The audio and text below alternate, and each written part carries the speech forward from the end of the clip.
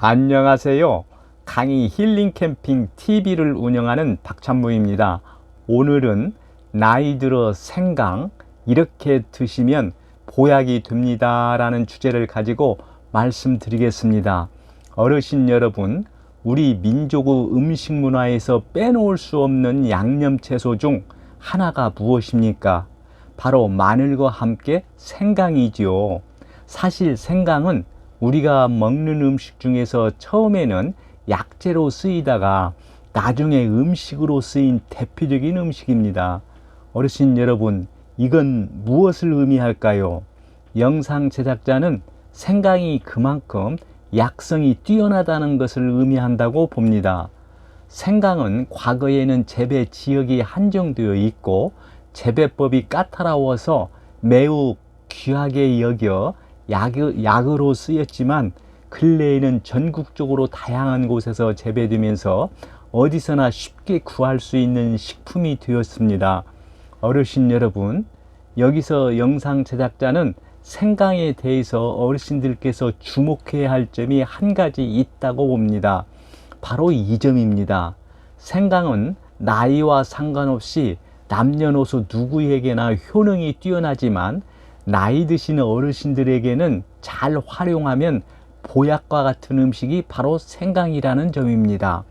왜 그럴까요?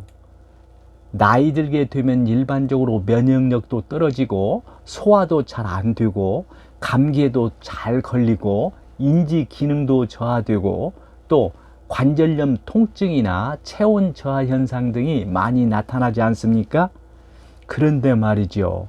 이러한 문제들을 보완해 줄 수 있는 음식 중 대표적인 음식이 바로 생강이기 때문입니다.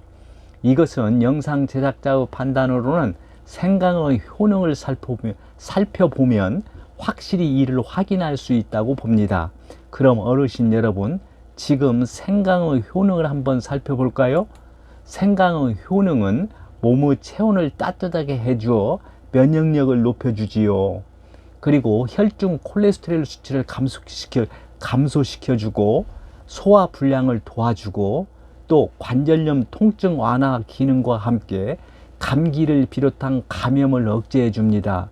그리고 인지기능 개선, 즉 치매 예방에도 효과가 있고 항균이나 항염 효과와 함께 항암작용까지 하는 효능이 뛰어나다는 점입니다.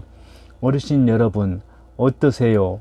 생강의 효능을 살펴보면 어르신 여러분들에게 생강을 잘 활용한다면 보약과 같은 음식이 될 수 있다는 생각이 안 드세요? 그런데 어르신 여러분, 이렇게 좋은 생강을 그냥 드셔도 좋지만 섭취 방법을 조금만 바꿔도 그 효능을 몇 배나 올릴 수 있다고 합니다. 그래서 오늘은 생강을 보약처럼 드시는 방법을 먼저 말씀드리고 이어서 생강의 부작용 및 주의사항을 말씀드리겠습니다. 그럼 먼저 생강을 보약처럼 드시는 방법을 말씀드리겠습니다. 어르신 여러분, 생강을 어떻게 드셔야 보약처럼 드실 수 있을까요? 바로 쪄서 말려 드시는 것입니다. 그럼 왜 하필이면 쪄서 말려 드시면 좋을까요? 그 이유는 생강의 주요 성분인 효과올 성분인데 이 성분은 강력한 항산화 효능을 지니고 있어 암세포 증식을 억제하고 체내 염증도 없애주는 중요한 성분이지요. 그런데 생강을 쪄서 말릴 경우 효과올 성분이 10배 이상 증가한다고 합니다. 어떠세요? 어르신 여러분, 참으로 놀랍지 않습니까? 그럼 어떻게 쪄서 말리는 것이 가장 효과적일까요? 먼저 생강을 깨끗이 씻어 약 2mm 두께로 썰어줍니다. 그리고 찜기에 썰은 생강을 넣고 중간 불에서 30분 정도 쪄줍니다. 그 다음에 건조기로는 70도로 4시간에서 5시간 말리면 됩니다. 만약에 건조기가 없으면 햇빛과 바람이 적당히 통하는 곳에서 일주일 정도 말려주면 됩니다. 어르신 여러분, 그렇게 복잡하지 않지요? 영상 제작자의 생각으로는 조금은 번거로워도 생강의 슈가올 성분이 10배 이상 증가한다고 하니 이렇게 쪄서 말려 드시는 것이 훨씬 효율적이라고 생각합니다. 어르신 여러분, 이처럼 생강을 쪄서 말려 드시려면 어떤 효능이 배가 될까요? 바로 이런 효능들이 배가 됩니다. 혈액순환을 개선해 주고요. 그리고 면역력을 강화시켜 주고, 염증을 완화해 주고, 위장장애를 개선해 주고, 체내 노폐물을 배출시켜 우리 몸을 정화시켜 주는 효능이 배가 된다고 합니다. 어르신 여러분, 어떠세요? 쪄서 말린 생강의 효능이 참 대단하지 않습니까? 영상 제작자는 이런 효능들 때문에 쪄서 말린 생강을 활용하여 드시는 것을 강력하게 어르신들께 추천합니다.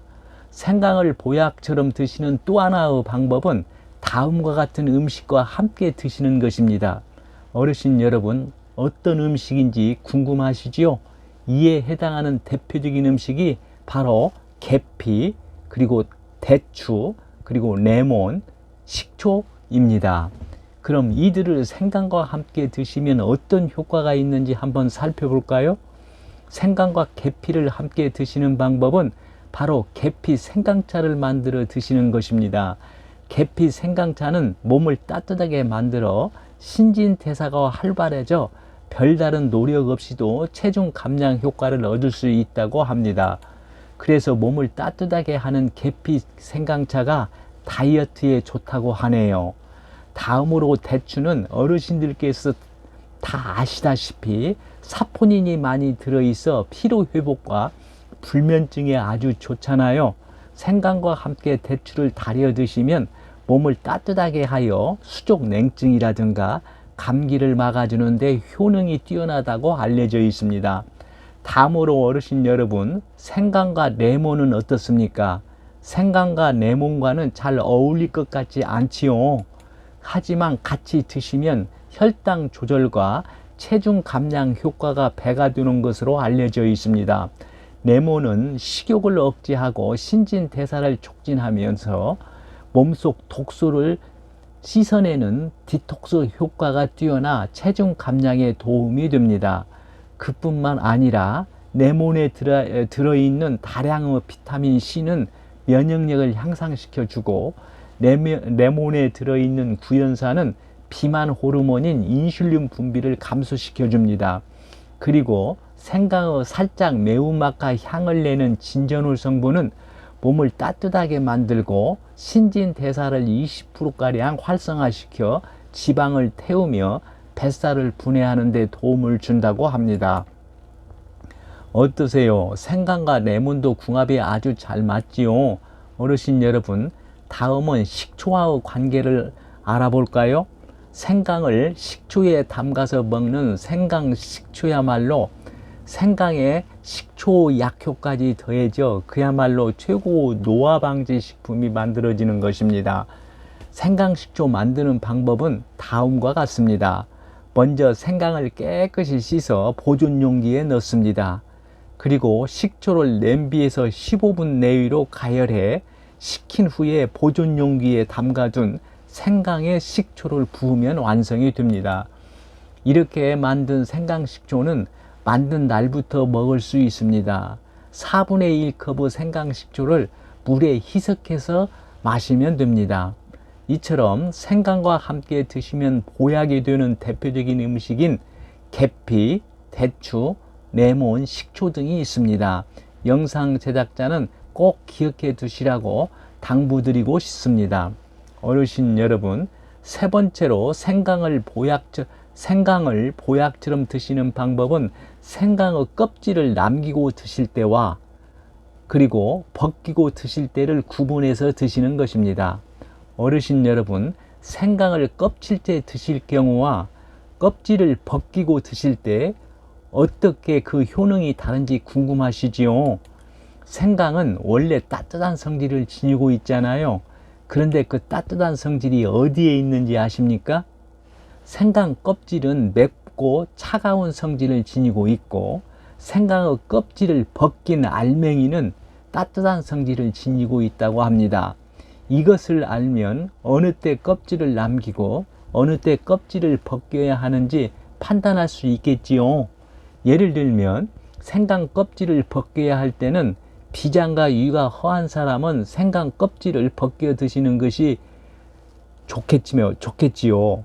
그리고 여주나 미나리나 꽃게 등 차가운 성질의 음식을 먹을 때는 생강 껍질을 벗겨 균형을 맞추는 것이 좋겠지요. 그럼 영상 제작자가 어르신들께 질문 하나 드려도 될까요? 냉기를 받아 생긴 감기에 걸렸을 경우는 생강을 어떻게 드셔야 할까요? 당연히 생강 껍질을 벗겨서 드시는 것이 좋겠지요. 또 몸이 찬 사람과 몸에 열이 많은 사람들의 경우 생강을 드실 때 어떻게 드시는 것이 좋을까요? 당연히 몸이 찬 사람의 경우는 생강 껍질을 모두 벗겨 드셔야 하겠지요. 그리고 몸에 열이 많은 사람들의 경우는 생강 껍질을 벗기지 말고 그냥 깨끗이 씻어 드셔야 하겠지요. 어떠세요? 어르신 여러분, 이제 생강 껍질을 어느 때 벗겨 드시고 어느 때는 벗기지 않고 그냥 드셔야 하는지 확실히 아시겠지요? 어르신 여러분, 네 번째로 생강을 보약처럼 드시는 방법은 밤에는 먹는 것을 피하고 오전과 점심에 먹는 것이 좋다고 합니다. 어르신 여러분, 중국의 고유한 의학인 중의학이라든가 또는 우리의 고유 한의학에서는 일반적으로 자연계의 법칙을 따르는 경향이 있잖아요.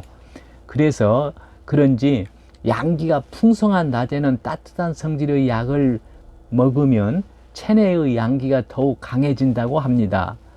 그래서 저녁에는 양기가 풍성해지고 음기가 풍성해지고 양기가 상대적으로 줄어든다고 합니다. 그래서 따뜻한 성질을 가진 생강은 낮에 먹어야 한다고 합니다. 어떠세요? 어르신 여러분, 공감이 되시나요? 그렇기 때문에 일반적으로 낮에는 생강을 드시는 것이 좋고 밤에는 생강을 피하는 것이 좋다고 합니다. 참고하시기 바랍니다. 다음은 끝으로 생강의 부작용 및 주의사항을 말씀드리겠습니다. 어르신 여러분, 생강은 대체로 큰 부작용이 없습니다. 그러나 생강의 혈관 확장 기능으로 치질이라든가 이 십이지장 궤양이 있는 환자들의 경우는 주의를 해야 합니다. 그리고 생강은 유액 분비를 촉진시키는 역할도 하기 때문에 이 점막을 자극할 수 있다고 합니다. 따라서 한 번에 너무 많은 양의 생강을 섭취하면 복통이라든가 설사를 유발할 수 있다고 하니 주의하셔야 합니다. 또한 유액이 지나치게 분비돼 이 점막이 손상될 수 있어 위가 약한 사람도 주의가 필요하다고 합니다. 모든 음식이 다 마찬가지듯이 생강도 많이 드시면 해로울 수 있습니다. 과다 섭취 시에 입이 마르고 갈증이 나고 인후통이 있고 땀이 많이 나는 등 열증이 발생할 수 있다고 하니 과하게 드시는 것은 피하는 것이 좋겠습니다. 그리고 어르신들께서 다 아시다시피 생강은 몸을 따뜻하게 해주는 음식이기 때문에 열 감기에 걸린 경우나 또는 몸에 열이 많아 고생하시는 사람들은 생강을 너무 자주 복용하는 것은 좋지 않습니다. 생강은 얼싸한맛과 특유의 향으로 호불호가 갈리는 음식이지만 효능만큼은 그 어느 보약보다도 더 좋은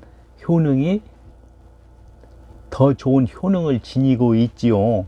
평소 혈액순환 장애로 인해 두통이 잦았다거나 손발이 차갑고 생리통이 심하신 분들은 차로 우려내 꾸준히 드시면 건강 개선에 많은 도움이 되리라고 영상 제작자는 확신합니다.